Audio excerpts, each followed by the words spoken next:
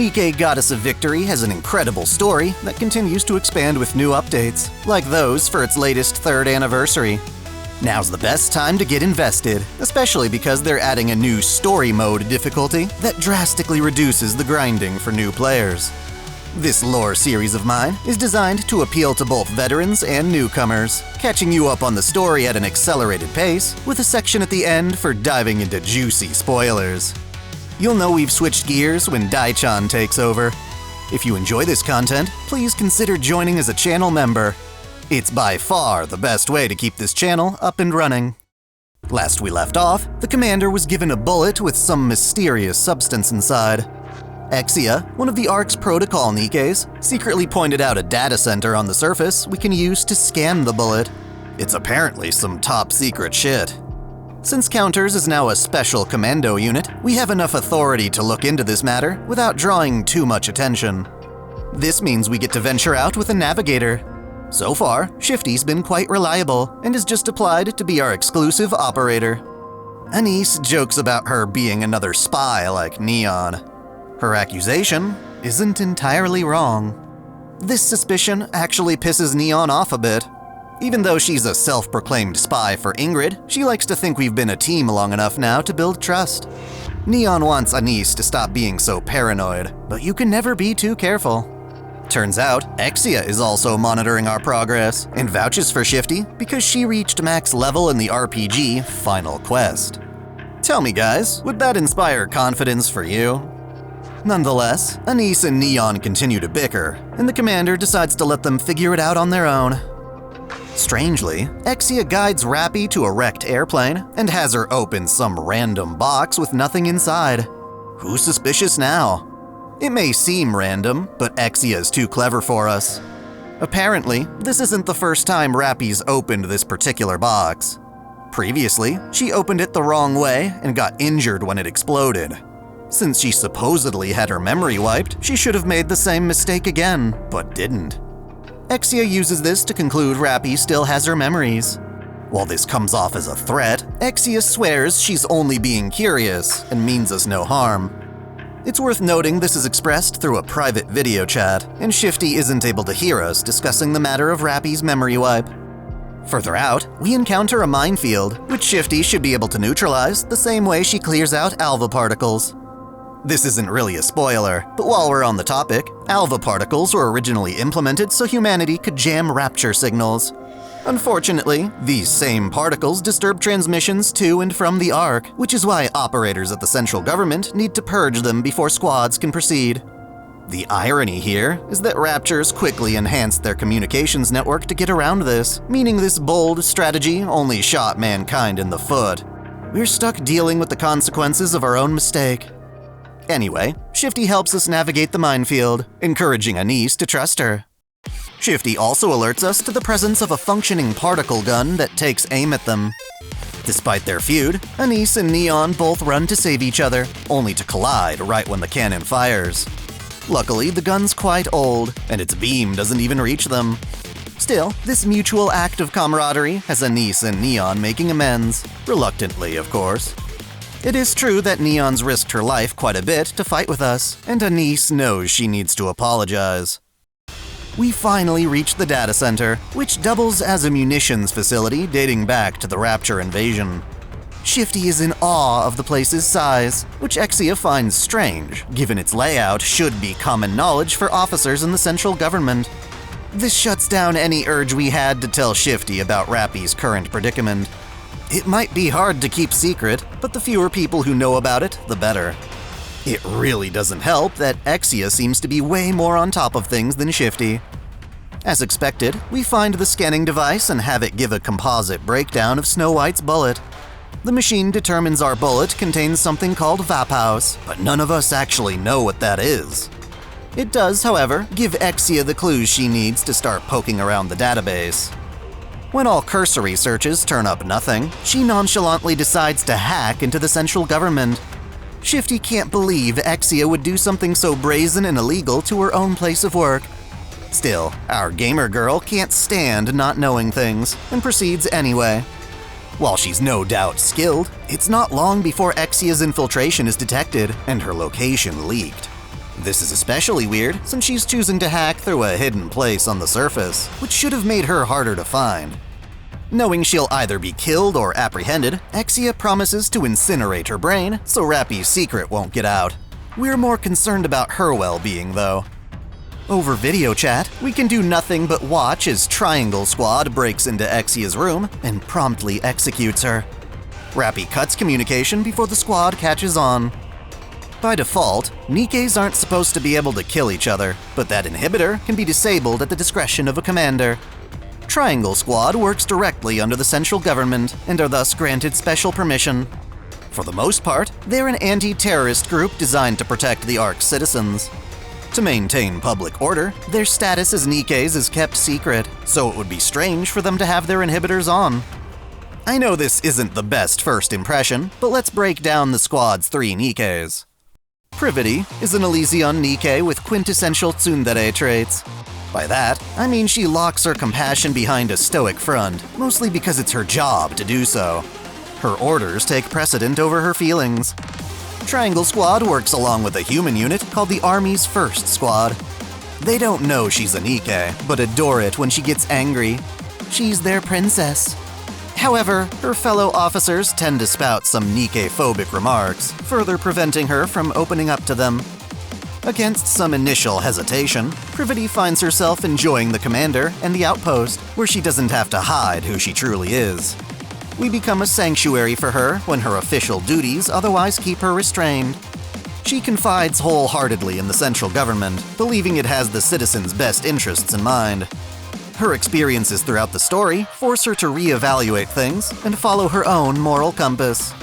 She also winds up having to embrace her inner charm to work as a maid. Again, her aggression and embarrassment prove to be her main appeal. Privaty develops feelings for the commander, but never fully acts on it, unlike her boss. Yulha is Triangle's leader, and she can be strict as hell. She's one of only 2 Nikkes so far bearing the shark tooth aesthetic. Yulha works hard, but hates doing so. Nikkes don't need to sleep necessarily, but the fatigue of staying up late to finish paperwork and other duties, as well as the misery it all causes her, leaves Yulha with dark bags under her eyes. It's like being exhausted is part of her personality. At the same time, she doesn't want anyone else sharing her burdens, only accepting help from bottles of alcohol.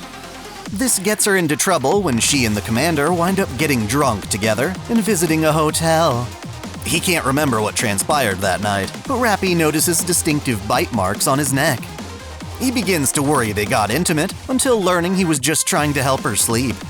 With the idea in mind, though, Yulha dares the commander to make a move on her, and they smash. No joke. Now, Yulha and Mihara are on the commander's naughty list. Even though it's counterproductive to their original goal of sleeping, they make a habit of sleeping together. Much more innocent is Admi, a girl who, in contrast to her work, is often gentle and loves cats. Rather than combat, her design is catered toward espionage. As a humble schoolgirl, she wanders the Ark surveying public opinion. Beyond her shyness, her military background has made her surprisingly mature. Said background extends to her time as a human, when she was a commander's daughter. Admi died saving her dad's life and wound up working under him as a Nikke. This could either work out well or horribly. Given what game we're talking about, the answer is obvious. Eventually, Admi's dad started to see her as merely a machine impersonating his daughter. He ultimately abandoned her, and she still carries the mental scar from it. It's no wonder she's taken a liking to stray cats. She'd love to adopt her own, but her job doesn't allow her to. She refuses to pet her favorite cats, not wanting to get their hopes up. Well, if she can't commit to a real cat, the commander can at least get her a cute doll. The two of them make a habit of eating Happy Meteor sets from Cosmo Burger. They accumulate enough star badges to exchange for a plush kitty that looks just like one of her strays. Except, Admi doesn't want this tradition of theirs to end. She fears she can only gain the commander's affection in this transactional way, and would rather end things herself than complete their mission and have it end on its own. In time, Admi learns that it's okay to fear the end of a relationship, but that doesn't mean it's not worth trying in the first place. They give each other head pats, which is super wholesome. Kinda hard to imagine these are the girls who just killed Exia. It just goes to show how severe Exia's crime was. On our way back home, Shifty fails to locate all the mines along the field, causing Neon to get injured. Shifty's usually never this incompetent, so we demand to know what's going on. Begrudgingly, this Shifty impersonator reveals herself to be our favorite brat, Seoin.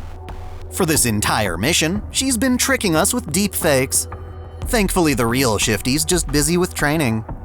This supreme bitch admits she gave Triangle Exia's coordinates so she wouldn't be found out.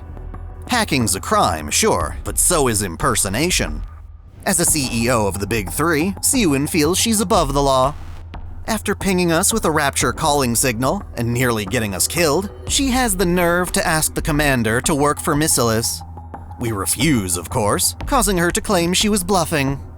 In truth, she only barged into our business to learn about Vapaus.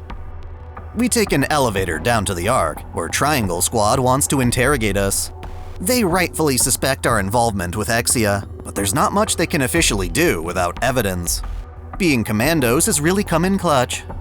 Apparently, Privaty and Rapi are rivals, often competing against each other in the simulator. Rapi's held a long-standing winning streak, but in light of her memory wipe, Privaty is willing to wipe the slate clean after pretending she was the winner. So noble. Anderson's on our side, but there's not much he can do here. He confirms Exia's death, and also how she incinerated her brain so it couldn't be scanned. Not fully aware of our involvement, he worries Heavenly Ascension has something to do with it. You know, the terrorist group in the Outer Rim. Apparently, Seoin has messed with the Ark's communication network and issued a ban on the word Vapaus. For something she wants to keep secret, she's actually pulling a Streisand effect. It seems Exia knew the danger she was getting into. Before dying, she passed along a message to her partner Novel, whom we introduced in the previous video. It was an encoded message, and Novel brags about her ability to decipher it. Its contents are vague, revealing that Vapaus ends Nikke's immortality by destroying the nanomachines in their brain. We want to know more details, to which Novel suggests we just go ask Exia directly. Wait, what? Despite how serious Exia's crime was, she's too important to the Ark to be terminated. Protocol Nikkes like her have special protective measures put on their brains that make them harder to corrupt or be scanned by third parties. Those protections kept her brain safe from both the incineration and gunshots. More accurately, any damage her brain incurred was repaired by nanomachines called NIMPH. Now, she's back to work as though she simply had a memory wipe. Her memories of the hacking are gone, but she knows herself so well that she can piece together what her past self likely did to get in trouble. This is where we learn what NIMPH is. I mentioned this in episode 1, as well as spoiler segments, but Nikke's brains are augmented with nanomachines. Their official name is NIMPH, or Neuro-Implanted Machine for the Protection of Humans. As the name suggests, NIMPH is a tool humans have placed into Nikke's to control them. The NIMPH does a number of fascinating things. First, it creates a digital backup of the brain's memories, as well as other memories deemed useful for a Nikke to function in combat. I compare it to the Matrix, where Neo and his allies can download skills directly to their minds. Mass production Nikkes often don't get to keep their human memories, and have to rely on ones the central government gives them. The NIMPH is also involved when Nikkes have their memories wiped. It's like formatting a hard drive to its factory settings. Those default settings are stored in the NIMPH. Another thing NIMPH does is serve as a third party between the body and mind. It can intercept certain impulses like fear. Of course, Nikkes aren't actually immortal. Enough damage to the brain will kill them. However, if the damage isn't too severe, the NIMPH can step in and restore lost memories. Exia compares it to an autosave function in video games. Some consider this a form of immortality, whereas Rapi thinks that a Nikke getting their memory wiped is equivalent to dying. It all comes down to what you consider it means to be alive. How much do your memories contribute to your identity? We can get philosophical all we want, but this is the system Nikkes currently use. As for Vapaus, Exia just told us that it destroys a Nikke's NIMPH, which in turn renders things like memory wipes useless. Possibly that's how Rapi was able to keep her memories. Her brain may no longer have its NIMPH. Simultaneously, the NIMPH is also what first gets compromised when a Nikke is corrupted. Theoretically then, a corrupted Nikke could possibly be cured by receiving an injection of Vapaus. So that's why Snow White gave us the bullet. Raptures like Chatterbox and the Heretics also repair themselves with nanomachines, so it's possible to use Vapaus as a weapon to fight back. What an amazing discovery! Exia also finished her investigation on Heretics. It's hilarious how, even though her memories were wiped, she just looks at her computer and can easily figure out what she must have been working on. Anyway, it turns out that two of the Ark's strongest squads, Absolute and Matisse, have already fought with Heretics and lived to tell the tale.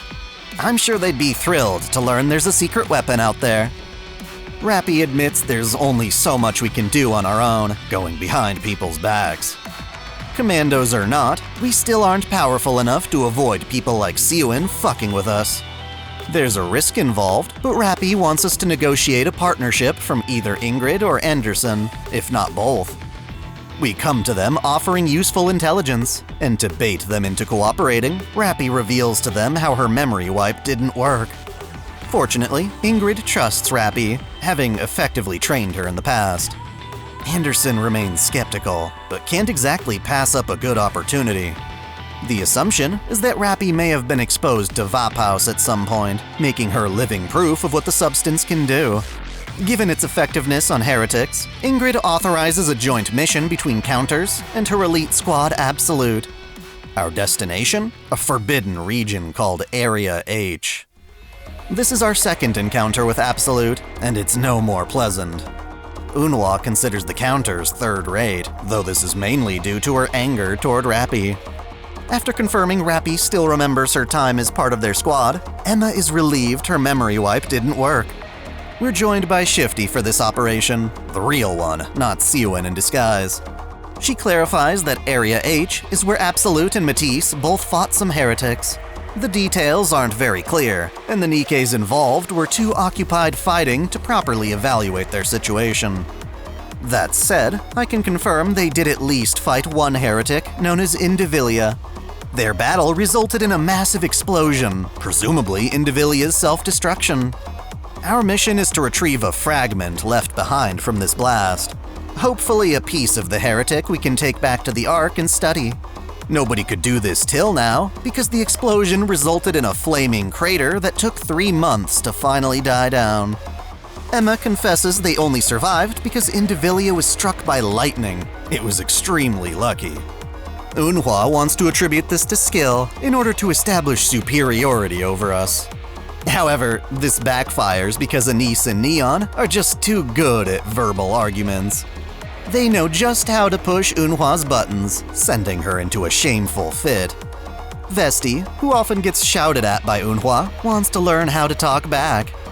Anise gives her a line to try out, and when Eunhwa starts shit again, Vesti responds by telling her to join the Itty Bitty Titty Committee. It doesn't seem to work, but in private, Eunhwa gets really insecure. We set up camp for the night, and the commander asks Rapi why she left Absolute. As Emma puts it, she quit without saying a word to her squad mates, and they only found out later in writing.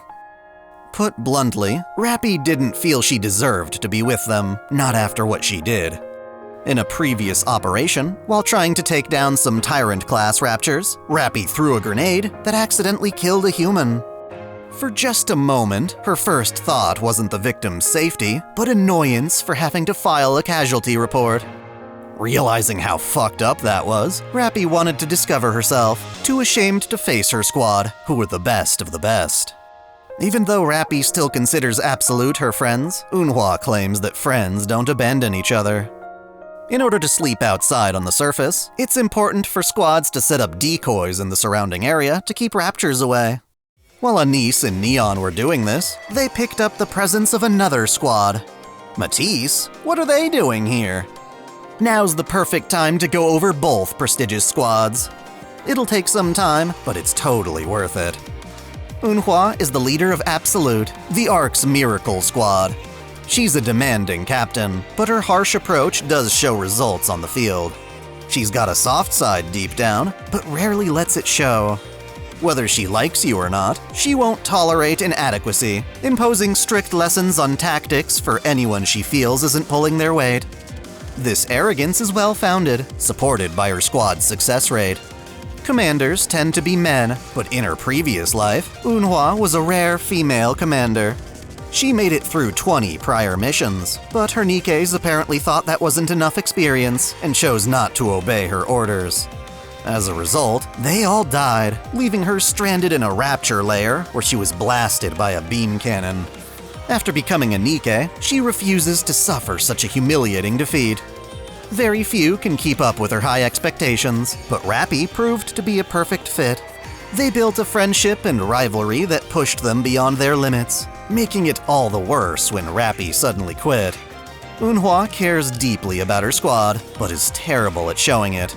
The commander, whom she calls Weakling, is assigned to help her train some new recruits, and their respective styles clash. By observing Eunhwa's hardcore drill instructing, he gains an appreciation for her will to keep everyone alive, even though it's not pleasant. She, in turn, is forced to admit the commander is insanely dedicated and will rise to the occasion despite his inexperience. In contrast to Eunhwa's cruelty, Emma is a nurturing big sister type. While the commander is put in charge of counseling Nikkes, she understands the heavy toll it takes on him. She tries to alleviate this stress by cooking him meals, but the twist is that she's comically bad at it. Emma means well, always training herself from a popular TV show, but will make critical mistakes like using expired ingredients or experimenting too much with a proven recipe, resulting in dishes that look, smell, or taste bizarre. Because she's so kind, however, nobody wants to admit to her face how bad her cooking truly is. Instead, whenever the topic comes up, people find ways to change the subject. Needless to say, her effort to support the commander instead causes him to pass out. At least she makes a great lap pillow, and her voice is ideal for singing lullabies. What she can't do through cooking, she can make up for with hospitality. Emma gives the commander massages, both in and out of a hot spring. It's implied she helps him relieve all kinds of stiffness, and will even join him in the shower to keep up her treatment. Another for the naughty list, folks, though I've got to admit, I can't imagine a better way to alleviate stress.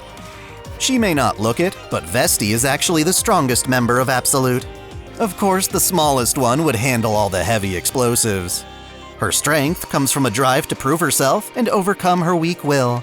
As a human, she used to stutter a lot and was bullied for it. Even in her new role as a Nikke, she's still very timid and soft-spoken. It can be tough for her to make friends, especially given her reputation as a harbinger of death. She's just misunderstood, though. Her squad mates know better, but they're not the kind she can invite to a pajama slumber party. The commander helps her search for that type of friendship. Unfortunately, though, she's not enough of a gamer for Exia, and her firepower makes Neon feel inadequate. Vesti blames herself for this, plagued by the fact that her former classmates still make fun of her. When all else fails, the commander steps up to be her friend and offers to take the heat when she gets revenge on her bullies. Standing up for herself proves quite relieving, as she lets loose her explosive temperament. Vesti's friend hunt derails when she realizes she's fallen in love with the commander. Go figure. If Absolute is Elysian's strongest squad, then Matisse is the same for Missilis. As such, Seiyuin works them to the bone, and they only stay on her good side by being the best. Her expectations of them are unreasonable, especially because their weapons cost a ton of energy. Eating can help regenerate a tiny bit of this, but usually they need to travel with auxiliary batteries. This time, however, Seiyuin's having Matisse jump from one mission to the next without a chance to refuel. It's because the spoiled brat wants the heretic fragment for herself. Matisse is used to her conniving nature and apologizes on her behalf. Either way, we choose to travel together since our goals align. In essence, Matisse consists of two clowns and their babysitter. Laplace is the most heroic Nikke you'll ever meet. Taking this to its dramatic extreme, she'll crash through windows just to make a fancy entrance. She finds a way to pull this off no matter how high up her destination. In all fairness, she's earned her reputation. As a human, she was a zero, as in she was easily exhausted, frail, and anemic. Luckily, that's not what makes a Nikke weak or not. For her, it was the opposite, as her desire to persevere made her the only one to survive Siyuen's various experiments. Back then, Siyuen was trying to solidify her fame as CEO by creating elite Nikkes with a low compatibility rate. Candidates took their slim chance of survival in exchange for being the best. Many demanded compensation for risking their lives, but Laplace only had one request: to be made into a hero. Much of her persona is modeled after a series of films called the Ultra Hero Trilogy. She considers her DVDs a kind of hero's manual that kept her strong during the experiments. This sincerity allowed her to become Siyuen's first major success, and it's safe to say the brat owes Laplace for still being CEO now. Laplace's boundless courage aids her in fighting raptures and rescuing the Ark's citizens. She'll charge into burning buildings as often as it takes to keep everyone safe. She may be reckless, boisterous, and egotistical, but she gets the job done, as long as you have insurance for all the broken windows. It can take an enormous amount of willpower to endure criticism and still rise up to protect people. When Laplace finally gets too stressed out, her body stops responding properly. This gives her time to rest and notice how others, especially humans, can help themselves in a crisis. She learns not to take on everything by herself, and that coordinating her efforts with others is surprisingly more efficient than just doing things her own way. Her bravado isn't just a personal endeavor. She hates how humanity has stopped believing in Nikkes, like they did for the Goddess Squad. She aspires to improve a long-held cultural stigma. On the flip side, kinda, we've got Drake, a Nikke who's obsessed with villains, modeling her image off an anime villain called Terrifier. The twist is that her conception of villains is benign, like a hero who's edgy, yet still has principles. In other words, she's a villain-coded hero, which means she gets along great as Laplace's rival. They share a love for dramatic entrances, blowing most of their paychecks on repair costs for their own ridiculous vandalism. If only they'd learn what doors are. Drake is strong, but one of her unique contributions is the ability to detect radio waves through her body. It gives her an innate sense of where raptures are on the surface. She yearns to go down in infamy by recruiting a full-on league of villains, but so far her only accomplice is our reluctant commander. Even if a Nikke wants to join her league, she'll reject them for ironic things, like not wearing their helmet when riding a motorcycle. Drake will claim to commit the crime of dining and dashing, but in truth, her meal is free because she once saved the chef's daughter. She cuts the line at a food stand and buys out their entire stock, but it turns out to be industrial waste that would have poisoned customers. As all of her evil deeds turn out benevolent, Drake saves face by saying she plans to first become a hero, only to then betray humanity. This betrayal also takes the shape of kind acts disguised as malicious. There's definitely a charm to Drake and Laplace's bravado, but they can also be exhausting to deal with. Bearing the brunt of that exhaustion is Maxwell. Laplace may be Matisse's official leader, but Maxwell is definitely the brains of this quirky crew. She's even responsible for making most of their gear. Back when she was human, Maxwell garnered fame as a brilliant researcher. She used to have her own lab, but she died when it was attacked by raptures. As a Nikke, she continues her pursuit of science and engineering, being one of the researchers overseeing the creation of Matisse. Of course, she herself wound up being one of the experiment's crowning achievements. Her work specializes in weapons development and uses the commander as her own guinea pig to test inventions. She's fascinated by how her combat performance improves in the commander's presence and wants to determine just how much a commander's kindness can bolster their Nikke's strength. The two of them head up to the surface and reclaim Maxwell's old lab. They also develop a new mechanical suit called Cutie Pie. Her own personal weapon, My Cutie, is a high-powered railgun. After that initial development, they start using research projects as an excuse to meet up. Maxwell's testing of the commander's influence on her extends to getting intimate. She forcibly undresses him, kisses his lips, then implies that's not enough. I'm gonna go ahead and put her on the naughty list. Maxwell detests Siyuen, but puts up with it to reap the perks of being a Missilis researcher. This means Matisse has to humor Siyuen by obtaining the heretic fragment. They more or less force their way into our party. We come across a bridge we need to cross, but because of how much Nikke's weigh, only a few of them can step on at a time. While Matisse offers to go first, Eunhwa doesn't trust they won't just shoot the bridge out behind them. As a contingency measure, Rapi and the commander are asked to join them. I'd say it's a good call, though not exactly for the reason you'd expect. Sure enough, we venture over the bridge, only for an aerial raptor to attack us. Laplace shoots it down, but it crash lands directly onto the bridge, blasting a hole in it that cuts us off from the main group. What was just a joke before has now accidentally become true. Absolute is absolutely pissed, with Eunhwa and Vesti firing at us from afar. Unfortunately, there's nothing we can do now. Everyone else is gonna have to take the long way while we move forward. We report what happened, causing Ingrid and Siwin to argue over the comms. Despite believing Missilis tried to sabotage the mission, Ingrid reluctantly has us proceed. Along the way, Laplace notices how much the commander trusts in Rapi, and Maxwell wants to know if the two of them have a special relationship. The commander clarifies he sees Rapi as a comrade in arms, which Laplace finds inappropriate because Nikkes are supposed to protect humans, not stand toe-to-toe with them. Getting separated might just be a blessing in disguise.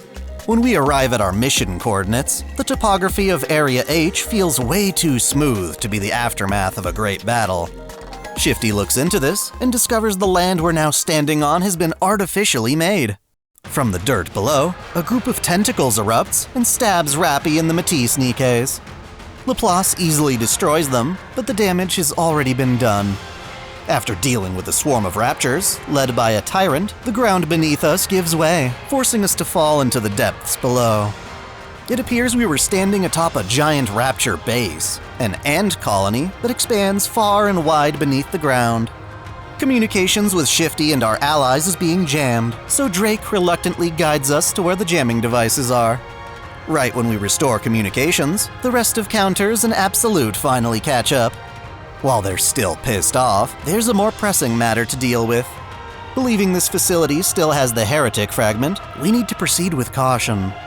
Our search keeps leading us in circles. It seems the region has been altering itself to keep us from our destination. The entire base must be a giant rapture of some kind.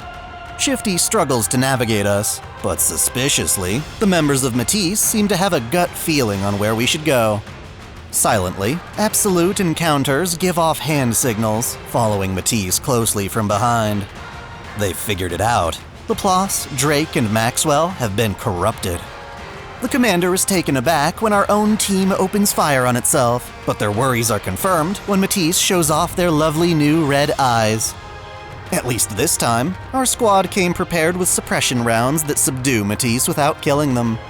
Still, that only leaves us with 3 hours to perform a memory wipe on them. What about Rapi, though? She also got pierced by the tentacles, yet isn't exhibiting any sign of corruption. By this point, we can already speculate why. Rapi no longer has her NIMPH, rendering her immune to memory wipes and corruption. She'd rather not admit this to our company, and luckily, I guess, we've got bigger fish to fry. The heretic fragment we've been searching for is actually a substance called Material H. It can actively change shape, and has taken over the entire room. Similar to Marion before, we've been lured into a trap. This time, however, we have one of the Ark's strongest squads with us. Being careful not to let any tentacles touch them, Absolute and Counters defeat the rapture threat, allowing us to claim the heretic fragment. Given our current emergency, we can't exactly escape on our own, so Anderson and Ingrid send out airships for us. While we wait for rescue, Neon notices a pile of boxes, opening them to find out that they've been stuffed with Nikke corpses. To not horrify his team, the commander insists the boxes stay closed for now. It's too gruesome to look at in our current state. With the transports en route, Laplace starts screaming. The corruption has compelled her to aim her gun to the sky and shoot down our support. Even so, the stoic hero resists, enough to toss her main armament to the ground and draw a pistol from her coat pocket. Refusing to put us in danger, she aims the gun at her chin, ready to terminate herself. Before she can pull the trigger, though, she receives a sudden command to stop. Laplace and all the other Nikkes freeze in place as 2 new Nikkes descend on the facility. This is Extrinsic, an Elysian squad used as an ace in the hole to counter other Nikkes. Maiden has just used her Kotodama, a powerful ability that turns her words into irresistible commands. It's a lot like Lelouch's power from Code Geass. Maiden's partner Guillotine removes her eye patch and stares at Laplace's gun, deactivating it before it can fire uncontrollably. Technically speaking, Maiden's Kotodama is a form of hypnosis enabled by a code imprinted on her tongue. It's meant for black ops and restraining irregular Nikkes, so to keep its power in check, she always wears a mask over her mouth. Said mask can only be removed at Ingrid's discretion. Her gloomy presentation makes her seem intimidating, but honestly, she's just incredibly antisocial. Her job doesn't really let her interact with others, aside from Guillotine, that is. The two of them don't really get along, so Maiden yearns for a group of friends who will understand her. Even the tiniest bit of affection and praise can send her over the moon. To that end, she is ecstatic to learn the commander isn't afraid of her. Through her alias, Black Rose, she asks the commander to help her find friends. Luckily, the Ark is no stranger to lonely gamer girls. She can even protect her anonymity by playing the game Final Quest Online, the same one Exia had us play. The commander introduces her to the game, and she quickly gets addicted. While it helps her find a group of friends, and she loves playing as their tank, it's also caused her to become a complete couch potato, binging chips and cookies in her dark solitude. There's some concern this will impact her work, but her experience in dungeon raids actually translates into useful strategies IRL.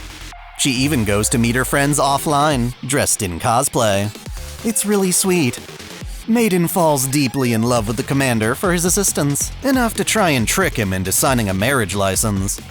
They settle for pretending to be a couple, and the commander even gets Ingrid's permission to remove Maiden's mask for kissing. They almost go further, but Maiden gets sick from the alcohol she drank earlier. She may have cleared first base, but is still shy of that home run. Naughty list averted, for now. Guillotine is, put simply, a chunibyo, someone who clings to her childish delusions.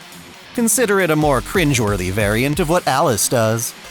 Everything in her life, from her ability to the central government, is treated as part of her edgy narrative of dark lords, evil syndicates, and cursed eyes. Turns out, this persona wasn't her own invention, but rather something she inherited from a dear friend. Guillotine is the founding member of Extrinsic, and it's her job to incapacitate Nikkes who can bring harm to the Ark. She does this with her eye, which shuts down brainwave patterns and other unwanted signals. Like Maiden, she wears an eye patch that can only be removed with Ingrid's permission. Guillotine never really minded her life in the Ark's shadows, but during one of her missions, she met a girl named Chloe. It was this child who invented the whole one-winged Dark Lord fantasy, and the two of them used it as the basis for their friendship. They documented this narrative in the form of a role-playing game book called Ice Dragon Saga. These happy times were cut short when one of Guillotine's targets got away, killing Chloe in the crossfire. This failure prompted Ingrid to recruit Maiden as backup for future missions.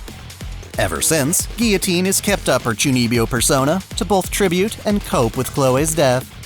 As one would expect, the commander is one of the few people able to tolerate her bizarre speech, and she indoctrinates him into her association by having him kiss the back of her hand. Even though she put him up to it, she can't help but blush bright red. As far as the main story is concerned, Extrinsic has saved the day, though we're told to keep their involvement a secret. The heretic fragment, aka Material H, is quarantined to a device called an Atlas Cage, which was designed specifically to imprison heretics for study. As for Matisse, they could be cured by a memory wipe, but Seuin refuses to approve, instead having her Nikkes frozen in stasis. While this doesn't solve the core problem, it does give her time to consider other options. Sure enough, Rapi's brain no longer has any NIMPH, which has saved her twice now. Ingrid has no idea when or how she came into contact with Vapaus, but I already gave that answer away in a previous spoiler section.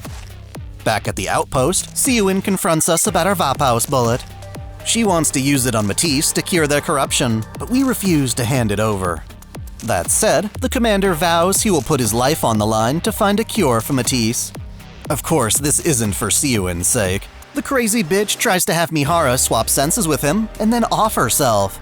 No, the commander wants to save any and all Nikkes, even if they belong to his nemesis. Siyun reluctantly accepts this, storming off in anger. Their exchange lets slip the fact that Rapi never actually lost her memory. Yuni is devastated to learn this. Siyun didn't do jack shit to save Mihara from her memory wipe, but now she's willing to do whatever it takes to save Matisse from the same thing. The commander, who promised he'd try to help them, is now focusing on other Nikkes. It's safe to say that Yuni is losing her sanity, broken by how unfair things are. For as shitty as Siyun herself is, her company is a tremendous asset for the Ark. Most of the Ark's secrets are kept in the deepest layers of the Missilis military research facility. This is also where Material H is being studied. One of the researchers there, a Nikke named Mana, reveals how electricity can stimulate Material H into sprouting tentacles and absorbing entire Nikkes as nutrients. Grimly, it seems heretics can strengthen or heal themselves by devouring Nikke corpses, which helps explain why the Rapture Ant Colony had Nikke bodies in storage. These victims likely got lost on the surface and fell prey to the ant colony. What exactly do the Raptures hope to gain by gathering this many corpses? Even more mysterious is how the underground colony shares a similar structure to the Ark. Say what? Real quick, I want to cover how much of a badass Mana is. Between her research, fighting on the surface, and managing the Nikke Rehabilitation Center, she's juggling a mountain of tasks. In her spare time, she drinks heavily to cope with her tremendous expectations, and is good friends with Yulha in that sense. Her relationship with the commander is complicated.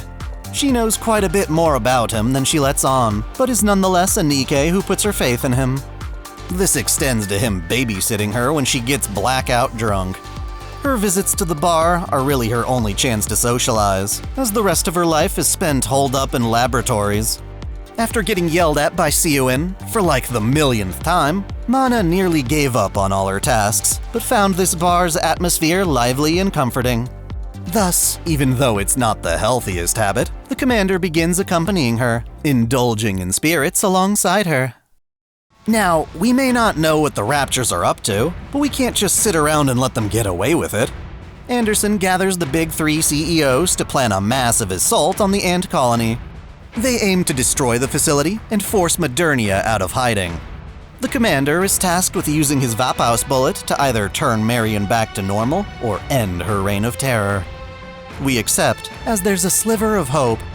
Most of the game's other Nikkes are to help give the commander his one chance at possibly curing Marion's corruption. Even Snow White intends to join the battle, though she admits her main target is Chatterbox. She wants exclusive dibs on destroying him. Hey guys, Dai-chan here, which means it's time to discuss some crazy spoilers. Nikke's 3rd anniversary update has helped answer a great many questions about the story that have been teased over and over again. It's nice having an official explanation for things that we could only speculate on before. That said, I'll only be revealing spoilers as they prove relevant to scenes we encounter in the main story. Let's start with Missilis. This company's been around pretty much since the beginning. They helped create the first prototype Nikke, as well as the Grimm's models, and even the Ark's communication network.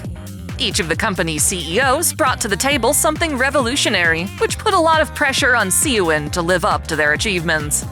With the Ark's current focus on defense and mass-produced units, Siyun wanted to bring back the importance of specialized Nikke squads. Matisse was an experimental squad meant to turn things around with superior strength, even if it meant sacrificing various candidates to weed out the most powerful. Basically, Matisse is responsible for putting Siyun on the map, and for allowing her to continue being CEO to this day. It's worth noting that Siyun doesn't just promote Matisse for the positive PR. Laplace's dedication to heroism is enough to genuinely inspire this frigid CEO. She too has bought into the idea that Laplace will save humanity. This is a big part of why she doesn't want to wipe Matisse's memories. Maiden uses her Kotodama ability to project hidden codes onto other Nikkes. It's worth mentioning that this ability doesn't belong to her exclusively. It's clearly some kind of successor to the Kotodama possessed by Little Mermaid, or Siren, one of the second-generation Grimm's models I'll discuss in later videos. Rather than wear a mask, Siren would avoid speaking altogether. She eventually learned to control when her commands activate, which makes me wonder if Maiden could find her own workaround. In the meantime, she'll just have to struggle drinking from a straw. A number of conspiracies are starting to line up at this point. We've got Chatterbox extorting Enoch to procure helpless Nikkes, and now we've got an underground ant colony where hundreds of their corpses are kept. I think it's safe to say these corpses weren't just gathered for material age to eat. No, they must be part of an attempt to birth a new Rapture Queen. Long story short, the original Rapture Queen is currently stranded up in space. She's been out of contact with the Raptures for nearly a century now, leaving many of her minions seeking guidance. It's actually possible for new queens to be born and potentially replace the original. I can't detail the exact method in this case, but Modernia has been confirmed as one of these queen candidates. She possesses what's called a queen gene that, when awakened, will give her the chance to claim the throne for herself, as it were. Area H seems to be the facility where Modernia was born, or should I say, manufactured? I'll be looking to the villainous Red Shoes for a more thorough explanation. For now, anyway, it helps to know what all those Nikke corpses were doing underground. We'll be resuming the story from Chapter 13 in the next exciting video. Don't forget you can keep track of this entire series through its official playlist on my channel page and at the end of each installment. Thank you for coming on this journey with me, and until next time, celebrate your fandom! I want to give a special shout out to all my $10 and up supporters. VideoGamer75, Dante Pendragon, Stephen Elak, Mystic Samurai 1983, Otaku Mom, Freebrick, Alexis Yukio Gomez Yamato, Lunarworks, Link Pendrago, Observer Bellis, James Hewitt, Uncanny EXP, Crow Calum, Saul Soto, Major, Matal Mataru, Winter's Edge, Sneer Cachette, Sunbro Torian, Foxbox, Caitlin P, Sith Lord 906, Vladimir Ovna, The Taz 96, Kengo X77, and Alistair Bernadotte. Thank you all so much.